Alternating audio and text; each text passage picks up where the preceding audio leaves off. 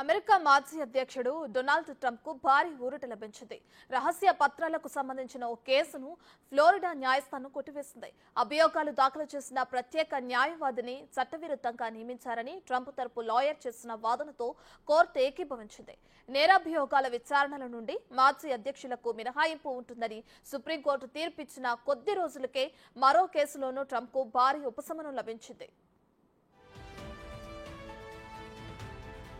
2021 జనవరిలో అధ్యక్ష పదవి నుంచి దిగిపోయిన తర్వాత ట్రంప్ ప్రభుత్వానికి చెందిన వందలాది కీలక పత్రాలను ఫ్లోరిడాలోని తన మార్-ఏ-లాగో ఎస్టేట్లో తరలించినట్లు ఆరోపణలొచ్చాయి.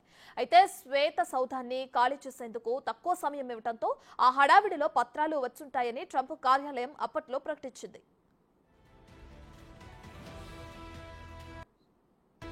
ఈ క్రమంలో ఆ పత్రాలను తిరిగి తీసుకునేందుకు national archives and record administration ప్రయత్నించగా వాటిని ట్రంప్ అడ్డుకున్నారు.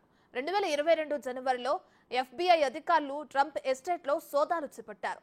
మొత్తంగా 15 బాక్సుల్లో 184 పత్రాలు లభ్యమయ్యాయి. ఇందులో 67 విశ్వసనీయ, 92 రహస్య, 25 అత్యంత రహస్య పత్రాలు లభించినట్లు అప్పట్లో వార్తలొచ్చాయి. ఆ తర్వాత ఆగస్టులోనూ అత్యంత నాటకీయ పరిణామాల మధ్య FBI మరోసారి ఆ ఎస్టేట్ పై దాడి చేసి 20 పెట్టెల నిండా పత్రాలను సీజ్ చేసింది.